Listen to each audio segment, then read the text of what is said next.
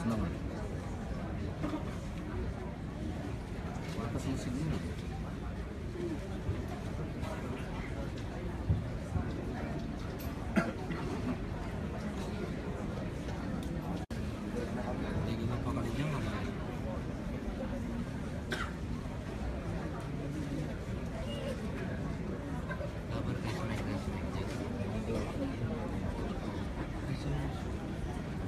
Inusog mo kasi, kaya wala, hindi mo makita.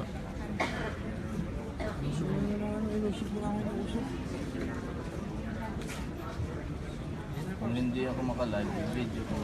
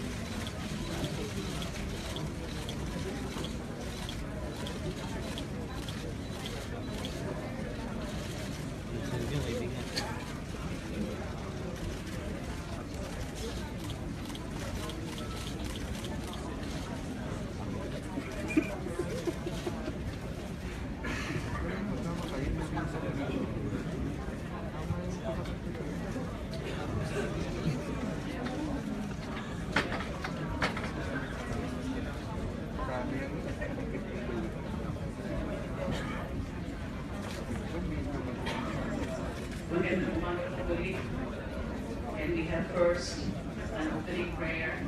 May we request our dear colleague, Senator Manny Pacquiao, to lead us.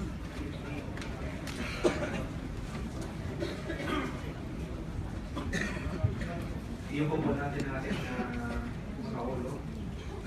Panginoon, maraming salamat sa panibagong araw na pinagkaloob ninyo sa amin. Salamat po sa biyaya ng buhay. Pinaalay namin sa iyo ang araw na ito. Basbasan niyo po kami upang maging instrumento. Maging instrumento po kami ng inyong katotohanan at pagkakaisa, kapayapaan at pagmamahal sa bawat isa. Maraming salamat po, Panginoon. Amen. Amen. Maraming salamat din. Thank you. Amen. Hindi mo makita sa mga pagdulunan. Palit mo sa mga camera. Hindi mo makita. This proceedings of the Committee on Justice and Human Rights and jointly with the Committee on Public Order and Illegal Drugs as the secondary committee is now called to order.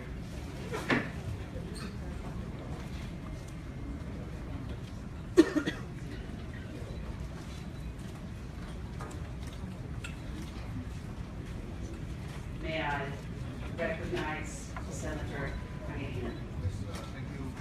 Thank you very much, Madam Chairperson.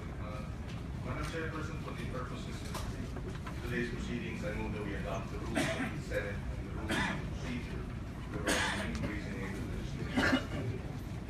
Just a procedure. I second the motion.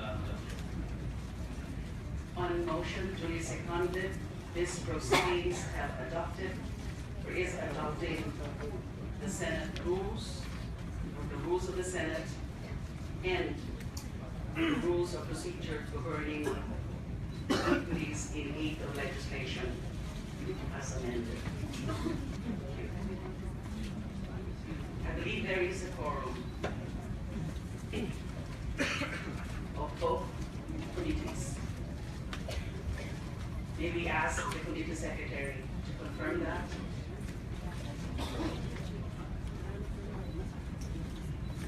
Yes, Madam Chairperson.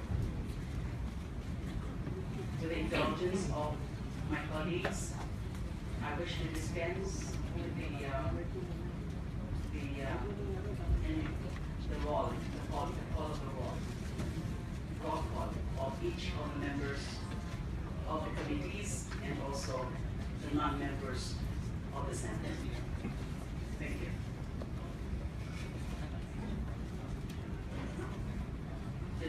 wishes to deliver the opening statement?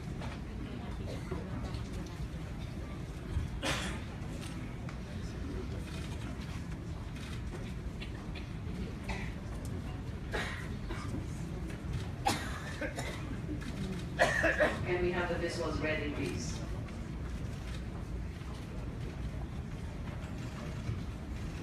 One minute suspension.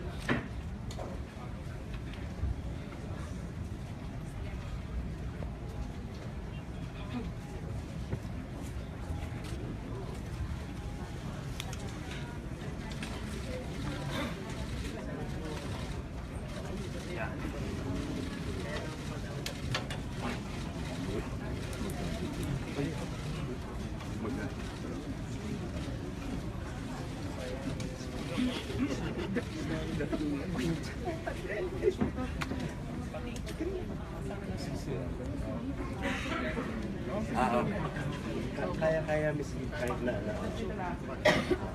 kaya naman kahit na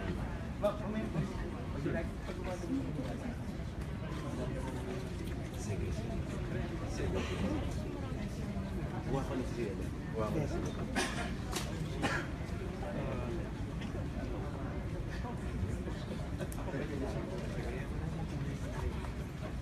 Excuse me, walang ganyan.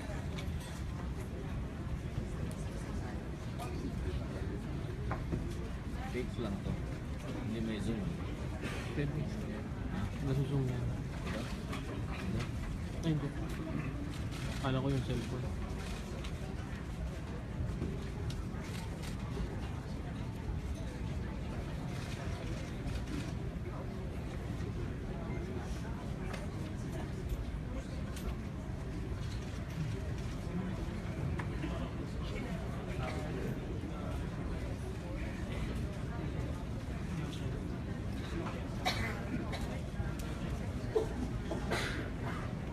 Proceedings resumed. Magandang umaga po sa lahat. Sa aking mga kasamahan sa Senado, sa ating mga kagandaan ng mga resource speakers in various government agencies. Magandang umaga po.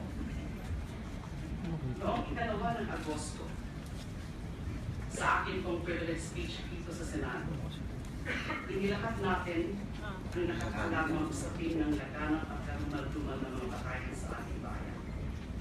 Hindi lang ito naging laman ng balita sa ating bansa. Sa buong mundo, pinag-uusapan din tayo. Tulad ng marami sa atin, nababahala ako sa kaliwat kanang batayan na inaalmusal natin kada umaga. Araw-araw na lang ang balitang may bagong napatay dahil nanlaban daw o ng agaw ng baril ang biktima. Marami na rin po ang pinaslang ng di kilalang mga salarin na kinabibilangan malamang ng mga vigilante. Pinalot ng packaging tape at pinatungan ng cardboard ng mga mensaheng pusher o kaya bolt upper o pagtularan. Nais po nating malaman ang katotohanan sa likod ng mga nasabing patayan at karakasan. Ano nga ba ang tunay na nangyari? At bakit patuloy itong nangyayari? Hindi ko sinasabing ang lahat ng nagaganap na pagpatay sa operasyon ng mga pulis ay walang legal na patayan sa paggamit ng lethal force. Masyado lang marami ngayon ang nakapatay sa mga enkwentro kumpara sa mga nakaraang panahon para hindi magduda kung nasusunod ba talaga ang rules of engagement. Doon naman po sa usapin ng vigilante killings o pagpatay ng mga di kilalang salarin. Hindi rin natin sinasabi na may kinalaman ng gobyerno sa pagkalat ng mga death squad. May indikasyon na hindi lahat ng mga pagpaslang ay may kaugnayan sa kampanya laban sa droga ng gobyerno. Mayroong mga nakikisakay at nakikisabay lang sa lehitimong operasyon ng kapulisan para makatakas sa batas at para pagtakpan ang kanilang partisipasyon sa kalakalan ng droga. Kailangan po nating malaman kung ang sinasabing mga vigilante killings sa buong bansa ay magkakaugnay at bunsod ng isang organisadong pagkilos ng mga individual o grupo sa labas o loob man ng gobyerno. As I have said, my concern does not only revolve around the growing tally of killings reported by the Philippine National Police. What is particularly worrisome is that the campaign against drugs seems to be an excuse for some, and I just emphasize, some law enforcers and other elements like vigilantes to commit murder with impunity. Last August 18, Police Director General Ronald de la Rosa reported to the Senate Committee on Public Order and Illegal Drugs that there are 665 15. But what is even more disturbing is that in the same hearing, the PNP chief stated that there are 899 drug-related deaths committed by unknown killers during the same period. Out of this figure, only 22 cases were filed in NCRPO. Grabe ito. Katumbas po yan ng 35 tao na patay kada araw. 35 persons being killed. Certain media outlets report different figures. The ABS-CBN Research and Investigative Group cites that there are 1,127 alleged drug offenders killed from May 10 to August 19. According to the report, 666 were killed during police operations, while 343 suspects were killed by unidentified assailants. GMA News and the Philippine Daily Inquirer, as shown on the screen, also tallied different numbers. How do we account for these differences? Why are there killings in such magnitude? What provides for the seeming continued impunity of those behind vigilantism and summary executions? Bukod pa sa mga tanong na ito, mahalaga pong malaman sino ang mga biktima, sino ang mga pumapatay, saan ito nangyayari, may investigasyon ba o kaso sinasampa o isinasampa pagkatapos ng insidente? Aling ahensya o mga ahensya ang nag-iimbestiga? Saan po ba kahantong ang kampanya nito? These are the questions that disturb me, both in my capacity as senator and as a Filipino. These are the same questions that the Filipino people would like to have answered. There is no indication that the statistics on killings of alleged drug suspects will go down anytime soon. How many people need to die before we act to correct this alarming situation? Buhay po ng tao ang pinag-uusapan dito, hindi lang basta numero. Sa bawat natagpuang bangkay sa kalsada, may nawala ng kapatid, magulang at asawa, may naulilang pamilya, may gumugong kinabukasan at pag-asa. I strongly believe extrajudicial or extralegal killings, whether perpetrated by the state or by non-state actors, must stop. Blatant disregard for human life has to stop. It is for these reasons that we hold the Senate inquiry in aid of legislation to address the rampant summary executions of alleged drug suspects. We have invited witnesses, families, and relatives of the victims who will be allowed to share under oath their stories and accounts of the alleged killings. Their corresponding testimonies are supported by their respective affidavits, which will be forwarded to the proper agencies for investigation and for prosecution. Mayroon po tayong 12 saksi sa 8 kaso ng pagpatay na may 11 mga biktima. 12 witnesses in 8 cases involving 11 victims. Malinaw po na ang mga kasong ito ay maliit na bahagi lamang ng mahigit 1,000 insidente ng pagpatay sa operasyon ng mga pulis o ng mga hindi kilalang salarin. Sa pamamagitan nila, nais natin na malaman ang kwento sa likod ng mga insidente ng pagpatay. Hindi po natin layunin na imbestigahan ang lahat ng kaso ng pagpatay. Hindi po natin kayang gawin yan. kung hindi bigyan ng linaw lamang ang mga tanong na bumabalot sa ating isipan tungkol sa mga pangyayaring ito. Mahirap din pong makahanap at makakuha ng mga saksi na pusang loob na magtetestigo sa harap ng publiko. Ang iilang nahaharap sa atin sa pagdinig na ito ay lumapit sa Commission on Human Rights upang humingi ng tulong sa pagpaslang sa kanilang mga mahal sa buhay. Nagpapasalamat po tayo sa CHR sa pamumuno ni Chair Chito Gascon at nandito po sila bilang resource speakers. We also invited the leadership of the PNP, headed by Director General De La Rosa, to serve as resource speakers, as well as members of the academe, various non-government organizations, and media networks. Let this be clear. The Senate is not a court of law or a quasi-judicial body. The Senate investigation is in aid of legislation, where the technical rules of evidence are not strictly applied. Sa film. Our focus here is on the criminal acts to be addressed, not on the prosecution of the alleged perpetrators. The following are our objectives. Number one, to determine or check on the abuses committed by law enforcers conducting operations in pursuit of those who are allegedly involved in the illegal drug trade. Two, to reinforce our legal regime to address the phenomenon of vigilantism and summary killings. Three, to enhance legal mechanisms of accountability of state and non-state actors. Four, to strengthen the roles and responsibilities of relevant government agencies, especially the Commission on Human Rights, the Internal Affairs Service of the PNP, the Ombudsman, and the National Bureau of Investigation that are mandated to investigate cases of extrajudicial killings and summary executions that are perpetrated and or tolerated by public officers. And five, to institute legislative measures to ensure that fundamental rights, especially the right to life, are respected by authorities.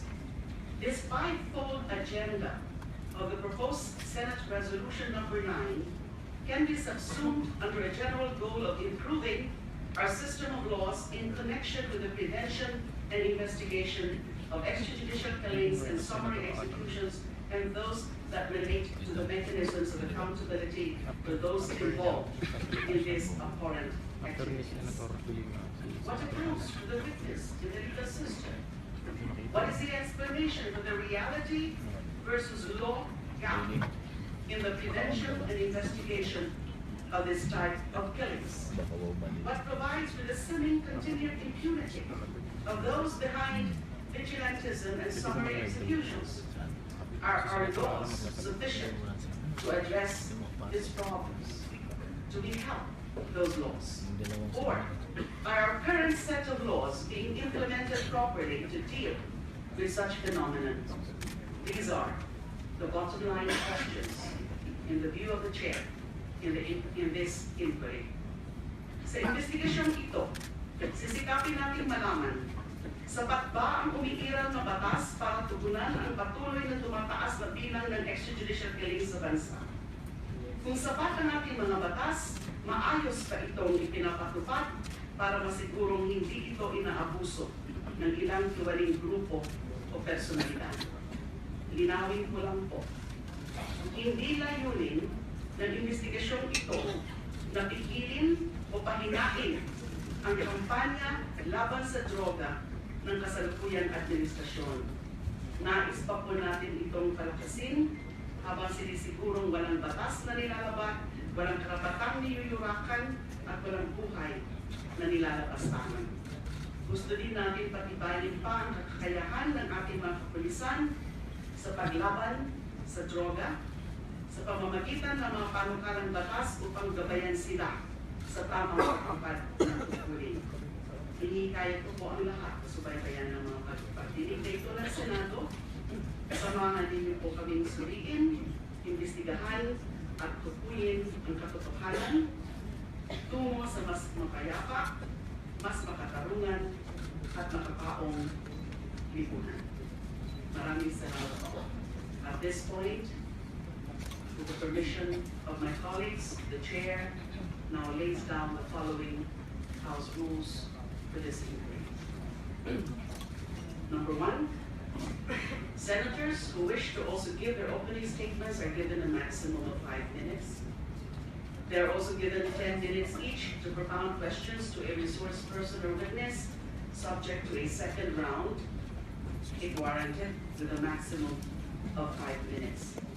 Witnesses, I believe that what they are to testify on are also embodied in their respective affidavits. Copies of some of those witnesses have been distributed today. However, may we request the senators to treat these affidavits with utmost confidentiality as if they were given during an executive session. The proceedings today and tomorrow will be until 1:30 p.m. We will schedule additional hearings if needed. And finally, we ask everyone in this hall to either turn off or put in a silent mode their mobile phones. Maraming salamat po. At this point, Senator Panfilo Lacson will deliver his own statement in his capacity as chair of the Secondary Committee on Public Order and Illegal Drugs. Thank you, Madam Chair. With the indulgence of our colleagues and our resource persons, I have a very brief opening statement. I believe I owe it to my colleagues and those watching this proceeding this morning that I make a disclosure that having come from the ranks of the police, I know and understand their psyche. I know their frustrations over a flawed judicial system with unsympathetic, sometimes corrupt prosecutors. Kabisado ko na rin ang mga palusot at mga kalokohan ng mga scallywags sa hanay nila. May mga tinanggal nga ako sa serbisyo nung Chief PNP pa ako na nagsipagpalikan nung wala na ako. At ginamit pa nila para gipitin ako at gipitin din ang mga dati kong tauhan na malalapit sa akin. I know as well their enthusiasm and dedication to perform their duties in order to accomplish their assigned mission. I have openly and consistently manifested my misgivings to allow this inquiry to proceed, and for good reasons. Number one, the momentum that the police has gained over a short period through life-risking work of fighting illegal drugs must not be deterred by legislative inquiries like what we are conducting right now. Frankly, I have never seen anything on the scale of the current anti-illegal drugs campaign under this administration. Number two, as I had spent almost half of my life in law enforcement like them, I am not sure how many times I could have been maimed or killed by enemy fire during police operations that I had participated in, or the number of times I could have landed in jail while performing itong uri ng legislative investigation and be seated on their side of a committee room. And I can tell you, the feeling was anything but pleasant. Never akong nakaramdam ng good vibes noon. I just hope our resource persons who are members of the police force are not talking to themselves now as I speak, cursing us legislators the way I did then. To our police officers present in this inquiry, honestly, I don't know how this whole exercise of drug fighting will end. I have no idea what is the end state of all your efforts. All I want to pick, and I want to pick your brain on that later. I can only make a guess. Either we have a drug-free Philippines after 6 months, or maybe a longer period, or, God forbid, you'll go bust and worse, end up in jail. Thank you, Madam Chair. Thank you, Senator Lacson. Before I call on the next senator to deliver a statement, may I just give a very, very brief comment. In my capacity as the chair of the primary committee on Justice and Human Rights, I assure everyone that these proceedings will be conducted in the most professional manner, and that we will accord all our resource persons, including witnesses, respect and courtesy, because that is what precisely provided in our rules. Thank you. May I recognize at this point Senator Alan Peter Cayetano to also deliver his own opening statement. Thank you, Madam Chair. Madam Chair, while they are fixing the projector, may I just greet you good morning to our guest. If I tend to be a little bit emotional today, I apologize because we lost our pastor, Pastor Doy Castillo, who was like a father to us. And I've been involved with the Duterte campaign and with Chief PNP Bato, and grabe po yung tama sa media na as if Wild Wild West tayo. 14,000 plus lang ang sweldo ng mga pulis. Hindi lahat may gamit. And then, napapatayan din sila. Pero hindi pa tayo naglo-launch ng investigasyon kung paano sila pwede tulungan. Sila na iniimbestigahan natin. So my apologies if I tend to be a little bit emotional. Having said that, Madam Chair, I thank you for your assurances at the start of this hearing. Senator Jogal yielded his 5 minutes to the opening statement so I can complete my presentation. Madam Chair. Excuse me, Senator Alan? Yes. You said that Senator Gillian, Everyone has 5 minutes, so under the tradition of the Senate, usually only the the other senators who senators. wish to deliver Yes, their he opening wished to give his statement. statement and So he'll give may I it. ask Senator Villanueva whether he did intend to deliver his own opening statement? I wasn't supposed, but considering that there's a request from our good friend, we will yield the 5 minutes, Madam Chair. With due respect to Madam Senator Chair. Alan Peter Cayetano, I don't believe that, as mentioned, Madam Chair, usually we respect each other here. Villanueva just said that he did not intend to deliver the statement. I will just stop very fast, Madam Thank Chair, you. but usually, let me put on the record, we respect each other's opinion here, and it's not a matter of intent to give a opening statement. If Thank you. everyone is allowed to give a statement, you can yield your time, whether it's in the questions. You are new here, so I will understand that, but that has been the Thank you. tradition here in Please the proceed. Senate. Thank you. May my time just start now, please. When the righteous are in authority, the people rejoice, but when the wicked bears rule, the people mourn. I'm not talking about the Aquinos, Arroyos, or the Dutertes. When the drug lords rule, people mourn.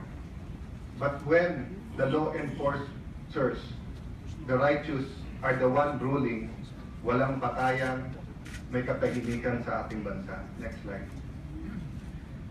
It is being made to appear in the media and with no help by some so-called human rights advocates.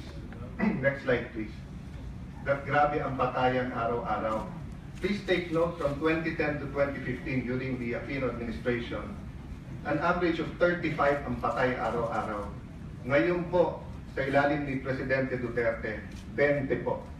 No, more than about a third are now, their lives are now being saved every day because of the efforts of the PNP. Next slide. The old norm was drug lords and their cohorts acted with impunity.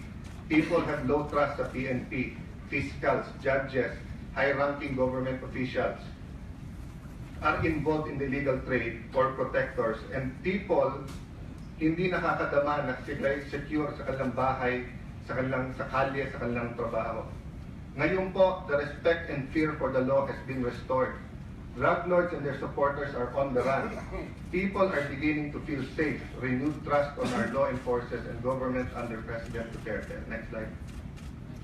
Are we using the term extrajudicial killings loosely? Commission on Human Rights or our dear chairperson, I was hoping that they would educate the people more and the media para hindi sila ma-mislead na lahat ng patay ay extrajudicial killings. Bakit po?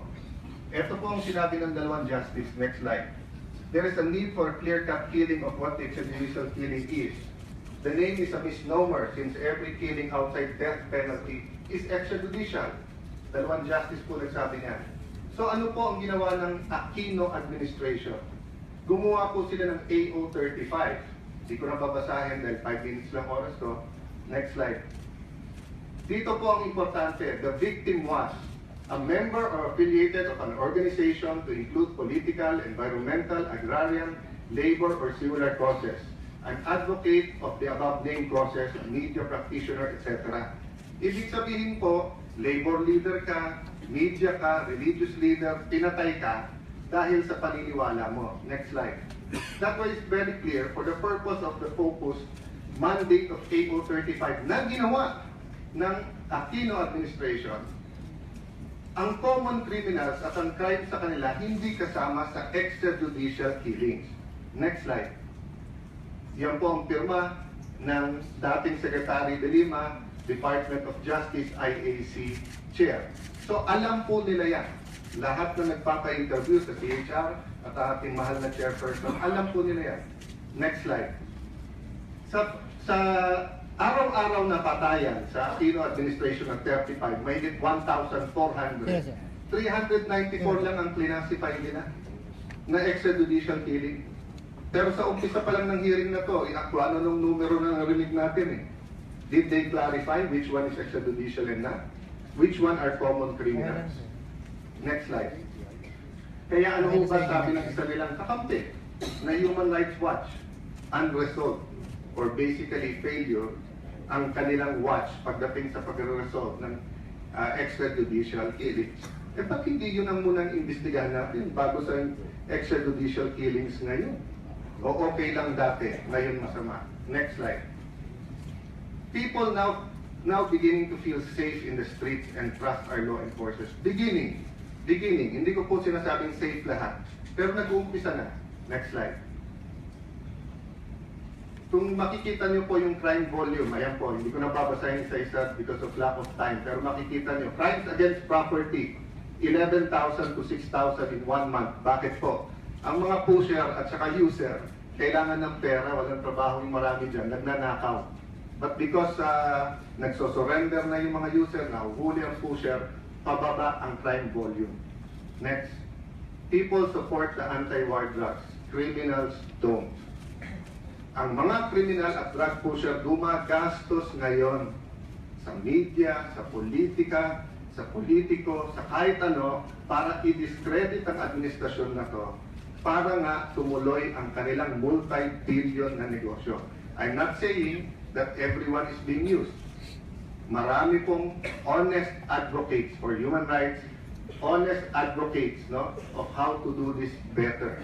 But let us not fool ourselves. Marami din sa mga drug lords ang pumupondo dito. Next slide. Hindi rin totoo na lahat ng sektor ayaw. Basilan Bishop Martin Pumuad is pinning his hopes on the new president. Next slide. This is another one na nagsasabing maganda nangyayari at kahit hindi pa nakaupo ang bagong presidente, after he won, nagsimula ng mga pulis magsipag at tumapak. Next slide. Anti-drug operations, 215% increase in anti-drug operations. I agree with the chairperson. Hindi intensyon ng committee na to pahintuin yan.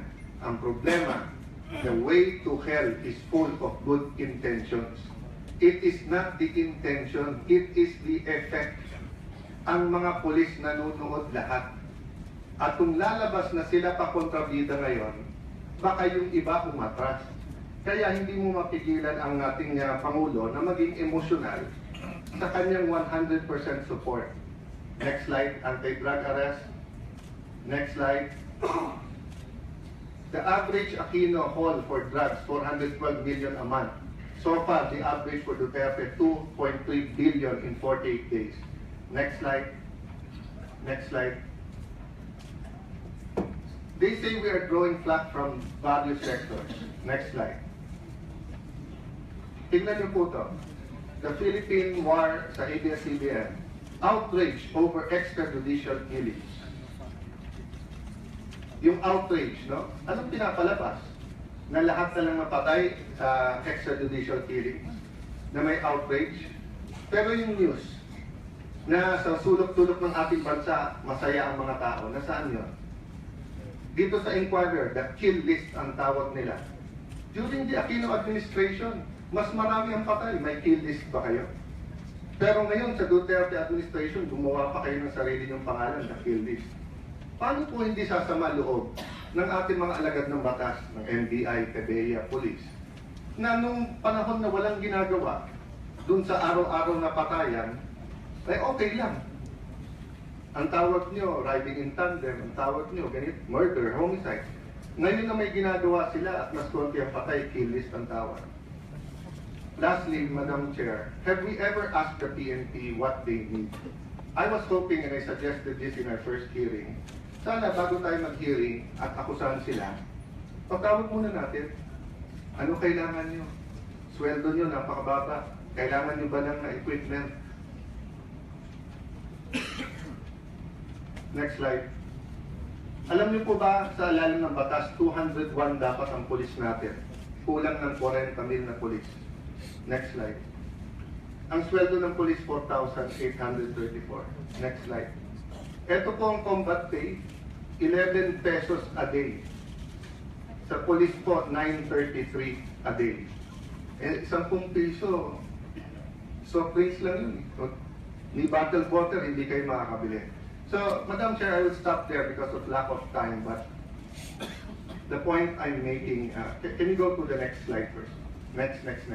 Is this the last Yes, point? this last slide, Let's yes, wrap up. Madam Chair. Time Next is up. slide. Next slide. Next. Here, Madam Chair. Wala po akong problema dahil ako isang human rights advocate din. Kung indiscriminate o ang pulis ay may utos na huwag niyong gawin ito. Pero titignan niyo po ito, mismong PNP ang may memorandum na nagsabi na lahat ng unexplained, lahat ng vigilante, imbestigahan. And hindi ko na ipapakita dahil wala ng time, pero yung last slide ko po dito ay ang statement ng ating Pangulo at statement ni Chief PNP Ronald De La Rosa alias Bato na nagsasabi, ayan po, ayoko ng extrajudicial killings. So thank you, Madam Chair, that you said we will be fair. But sana sa mga interviews at mga kapatid natin sa media, maging fair din. Kasi panay ang report nyo na ayaw ng Pangulo, na gusto ng Pangulo at ng PNP ng extrajudicial. Pero yan po ang sinasabi nila, yan ang official. Thank you, Madam Chair. Thank you, Senator Cayetano. 2 punto lang po. We will ask the concerned resource speakers to educate us, to educate the public on these concepts, on these terms, extrajudicial killings, extra-legal killings, summary executions, vigilante killings. So at the proper time in the course of the proceedings, questions on that point can always be asked to these resource persons. Pangalawa, so at this point, Procedural, Madam Chair. yes, Is there any other senator who wishes to make a statement? If there is none, Senator Soto, Senator Riza Montiveros just manifested her intention to also deliver an opening statement. In that case, Time limit. yes, in that case, thereafter we could probably have the resource persons take their opinion. Yes. Senator Montiveros, please. Thank you, Madam Chair. Magandang umaga po sa ating lahat. Ang yumaong kong asawa ay isang police PNP officer. Alam ko ang nadaramang takot at pangamba ng mga katulad kong babae. Bagamat ang aking asawa ay hindi pumanaw sa engkwentro, siya ay binawian ng buhay sa gitna ng kanyang assignment at malayo sa amin. Sa mga kababaihang asawa o partner ng mga pulis at sa ating buong kapulisan, hangad ko po ang inyong kaligtasan at panatag na loob ng inyong mga pamilya. Makakaasa po kayo sa akin. Kakaasa si Chief PNP Doroy de la Rosa, umista ng aking yumaong asawa at aking kaibigan. Gagawin ko ang lahat ng aking magkakaya bilang senador upang masiguro ang inyong kaligtasan at maprotektahan kayo sa panganib sa kampanya ng gobyerno laban sa droga. Kasama ng maraming mga mamamayan, hangad ko na magtagumpay kayo at magkaroon tayo ng mapayapang bansa. Pero sana maintindihan din po ng lahat, Madam Chair, na gagawin ko rin po ang lahat ng aking makakaya upang ipagtanggol ang karapatang pantao ng bawat mamamayan. Ito po ay isang tungkulin na ating sinumpaan, lalo na ng ating kapulisan. Ang ating kampanya laban sa droga ay hindi dapat mauwi sa simpleng pagbibilang ng mga napatay. Dapat ang sukatan ng matagumpay na kampanya laban sa droga ay ang pagdami ng bilang ng mga buhay na napabuti, na ituwid at nailigtas. The war on drugs should not be reduced to killings. It must be a just campaign to promote new beginnings. I believe that in the government's war against drugs, we cannot play gods and decide whose lives matter and whose lives don't. Sabi nga, ano ang sukat ng halaga ng isang buhay? Paano natin tinitimbang ang buhay na mahalaga at ang buhay na pwede na lamang baliwalain at pwedeng kitilin? Ano ang batayan na magsasabing ang isang buhay ay may silbi pa at ang isa na may wala ng pag-asa? Sino ang lalagyan ng cardboard o sunod na ilalagay sa kill scoreboard? Hindi lang iisang tao o iisang grupo ang may kapangyarihan na husgahan ang kapwa Pilipino. May justice system ang ating demokrasya. Mabagal man o may kahinaan, hindi ito pwede isang tabi. Dito po dapat patas na tinitimbang o sinusukat ang paglabag sa batas at sa makataong paraan po ipinapataw ang karampatang parusa. Madam Chair, to my dear PNP leadership, and to all the guests of this committee today, we must shift the focus of this war on drugs from vendetta to real justice, from shortcuts to reforms, from punishment to treatment, from punishment to treatment, Madam Chair, from mere killing to healing. This approach is not only restorative and just, it is also the more humane path. Let us not lose our humanity in the face of fear and barbarity. Maraming salamat po at mabuhay po tayong lahat. Maraming salamat, Senator Riza. Ngayon po, bibigyan na po natin ng pagkakataon. Yes, Senator Meigs. Yes, may I be allowed to give just 2 minutes? No, sa aming planta sa Cagayan de Oro ay may mga shakwati. So, ang ginawa po natin ay napatawag po ako ng tulong sa City Hall, employees ng Department of Health na employado sa City Hall at nagkundak po ako ng drug test sa aking mga tauhan. Madam Chair, out of the 30 employees that we have, 10 ang positive sa shabu. That is a third of my workforce. A third. Nakakagulat dahil marami nun ay masaya na sa buhay at maganda po kanila sweldo at benepisyo ay dala ko po galing sa Bukidnon. Kinusap ko sila at tinanong ko sila, bakit kayo tumuklok sa shabu ng ganda ng buhay nyo ngayon? Anong mong sagot sa akin, Madam Chair? Eh doon sa labas ng aming gate, doon sa Barangay Apusan, sa Cagayan de Oro, napakadaling bumili ng shabu. 20 pesos lang, 20 pesos, Madam Chair, ang isang sachet ng shabu. Sa mas mura pa sa isang pack of cigarettes. So they said, they do a hit in the morning, and when the hit is gone, they do the hit in the evening. Ganon kagrabe at lala ang sitwasyon ng droga na yun. Madam Chair, where, you know, Mexico, I had a briefing recently, Mexico is losing the war on drugs. Their killings there are not done by government. But yung mga massacres doon are being done by the drug cartels, the Mexican drug cartels. Pinupugutan yung mga ulo. They hang them upside down. And sooner or later, if we do not nip this at the bud, and I'm saying, it's not even the stage of a bud, it is now a full-grown weed, Madam Chair. We have to congratulate the PNP for the job that they're doing now because they're risking life and limb at sila mismo namamatayan. Madam Chair, sa totoo lang, after Digong Duterte, the President, had become President of the Republic, that the shabu dealers in that barangay out of a legitimate operation patay. Ngayon, bumalik po ako doon. Ang sabi nila sa akin, tumahimik ang barangay. Wala na nang gugulo sa kanila. Ganun, that's the reality on the ground. And dapat ipakita dito po natin yun dahil yung mga pamilya na apektado sa drug-related crimes ang unbearable. Imagine a third of the workforce. What if you had 3 children and one of your children? Excuse me, Senator Meigs, I'm sorry. So that's it, Madam Chair. I know, Madam Chair, although I've been given 5 minutes, hindi pa siguro ako umabot na. But Madam Chair, again, I would just like to show the severity of the situation. I was principal author of the anti-drug law together with Senator Soto and also member of the House of Representatives. And it's only today that I see effects. Thank you, Madam. Maraming salamat. We all know that. We know how great the problem is with respect to drugs, but we should not also turn a blind eye to this another great problem of the spate of killings. Thank you so much, Senator Vic. So, ngayon naman po, ibigyan din mo natin ng pagkakataon ng ilan sa mga resource speakers natin na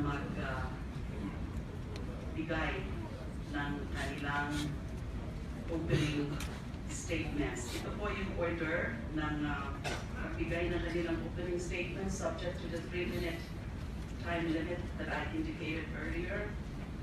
Ating pong Police Director General de la Rosa, to be followed by CHR Chair Gaston, then by Udea, Attorney Rosa Iborra, and NBI Police Director Geran. So 3 minutes, but can we ask all of the resource persons, sabay-sabay na lang po tayo ngayon, whether or not you are supposed to deliver an opening statement, pwede po kasi tayunan po tayo. For the sparing law. May we ask the Committee Secretary to administer the swear all possible resource. Please raise your right. And bow down, sir. I, your name please. Do solemnly swear to tell the truth and nothing but the truth. This public proceeding. So help you God. Maraming salamat po. We now recognize the Director General Ronald De La Rosa.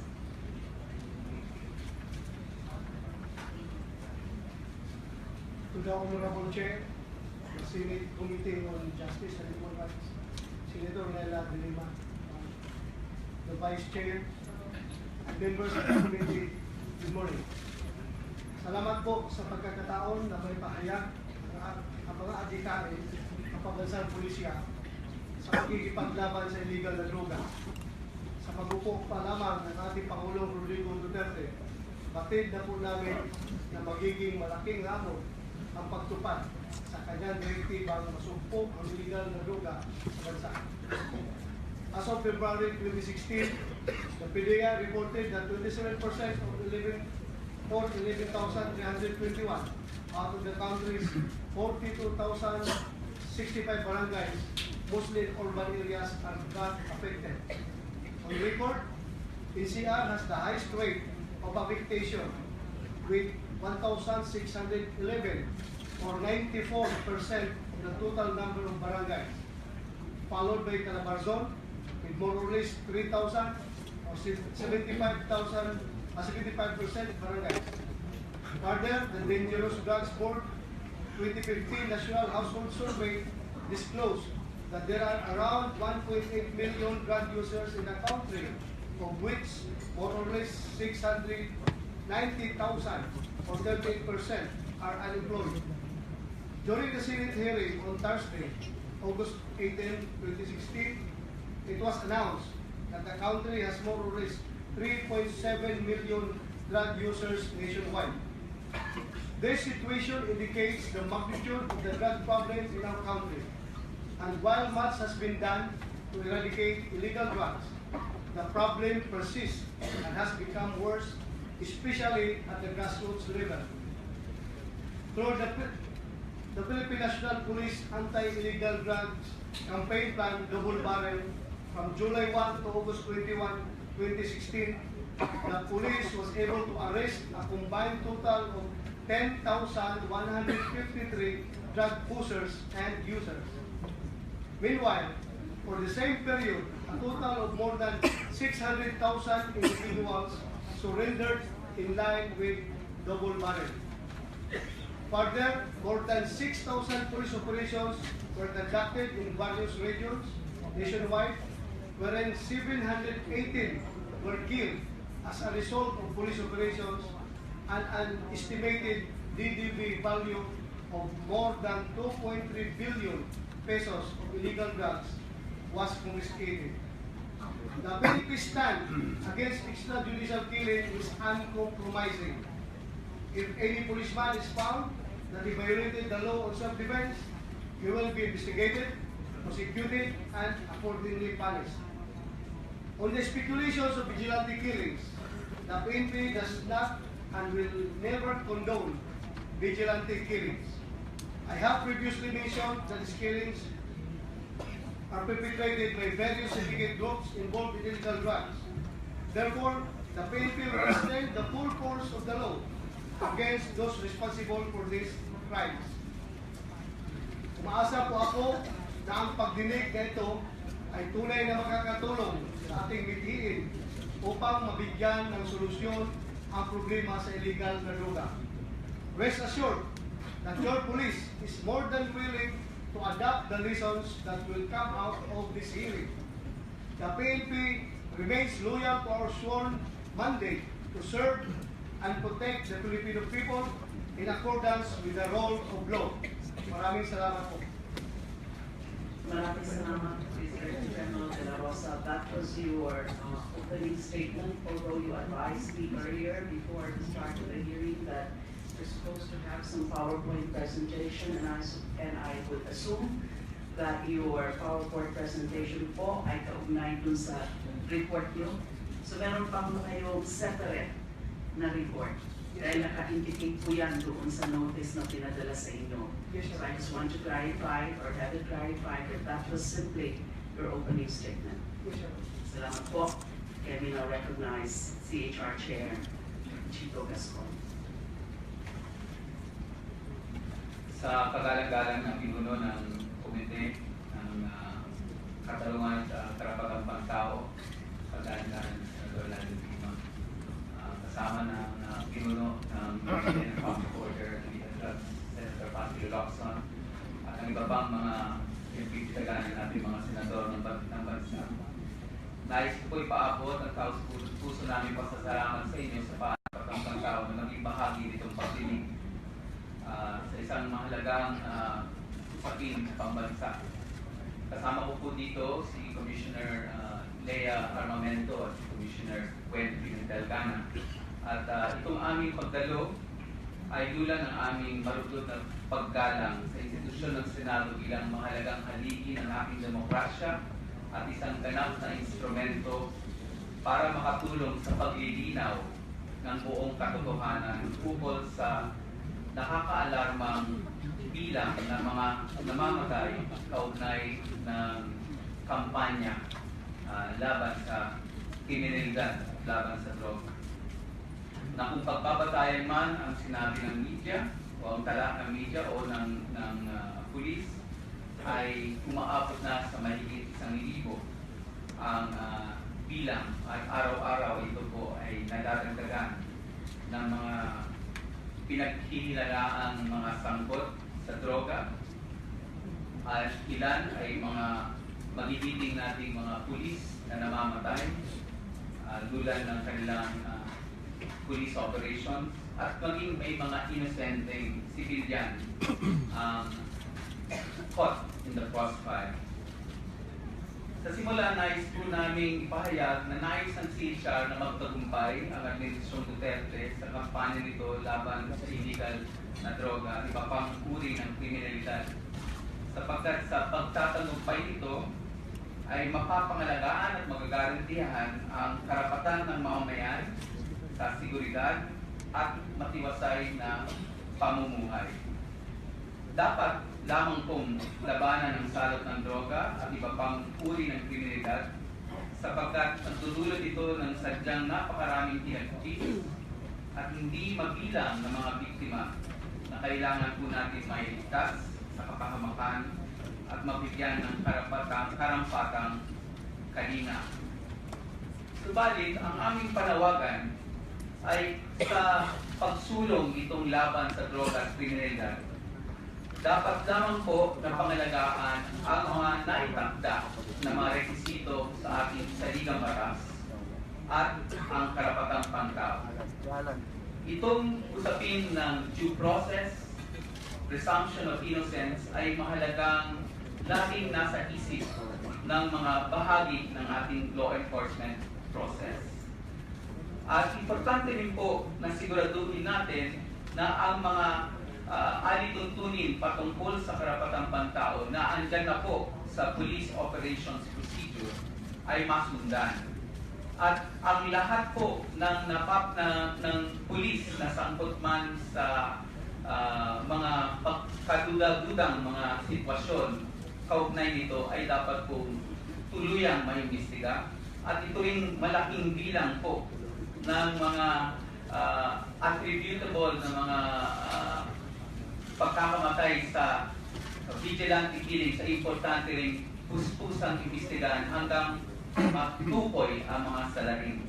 Panawagan po namin sa opening statement namin ay siguraduhin lamang po na ang mga nandyan na mga rekwisito at ay lituntunin sa batas at sa Police Operations Procedure ay masundan, ay hindi po tayo magkakaproblema sa usapin ng karapatang pantao.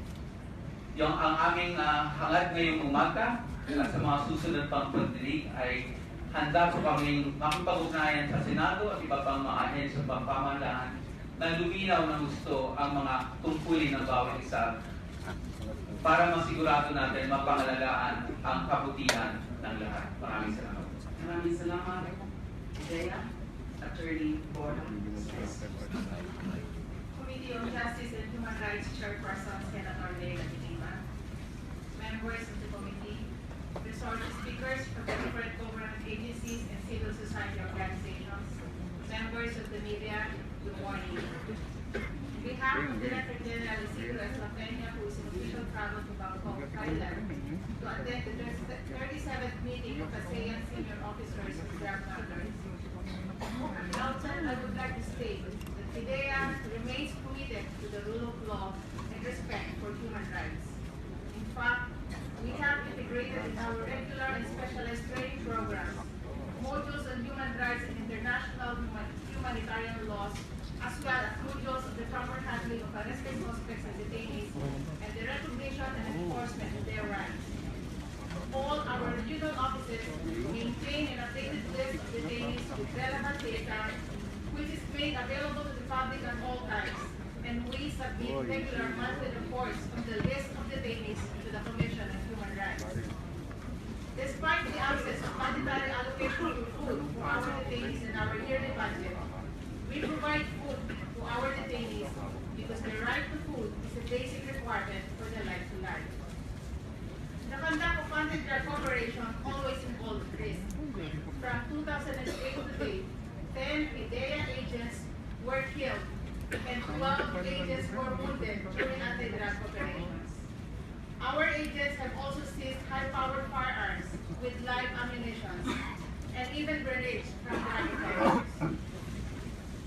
PIDEA's vision is by 2020, we are a highly credible and competent agency leading the citizen bid for a drug-free country. We do not condone or tolerate wrongdoings of our personnel. But so far, we have not received any complaint involving PIDEA personnel in extrajudicial killings.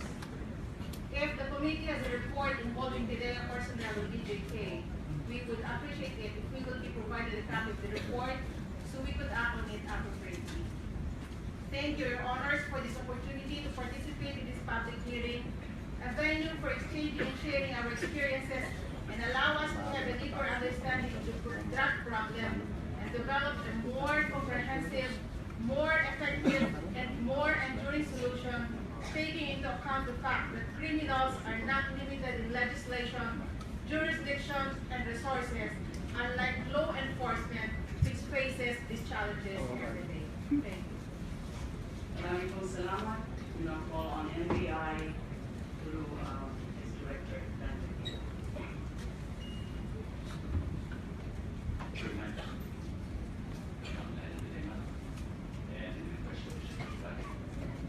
And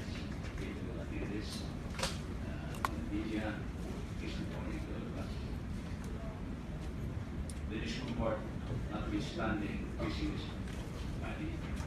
We feel honored to be invited in this hearing today on the subject of extrajudicial killing. The NBI does not and will not countenance extrajudicial killing, not only because it is illegal, not only because it violates universal human rights, which it is inhuman, and not because it is spiritually taboo, but by advocating it is an admission that law enforcement is a curriculum failure. There were times when in the course of the enforcement operation, life is wasted. But these are more of an exception than the rule. Death occurring in the course of law enforcement operation is not basically extrajudicial killing. It's not extrajudicial killing. The occurrence of which is basically the condition of victim. Both lawmen and offenders are unwilling victims. The lawmen are just doing the job, and the transgressors are insistent of their result. When transgressor puts up the fight, lawmen would naturally calibrate the application of their force and should not yield their authority to repeal the unlawful aggression. So the law-abiding would live peacefully, and all of us under this threatened society. Also, when certain condition or situation calls for judgment, where lawman has to choose between the right and that of the lawbreaker, I myself on my own, I would surely choose the preservation of my own life and those of others. The offenders are included. That being said, let's fight crime and we. Maraming salamat, Director Guerran. At this point, since the focus of these proceedings are the killings, I'm declaring a 5-minute suspension for the opportunity for our witnesses to be brought here in this hall. Proceedings suspended.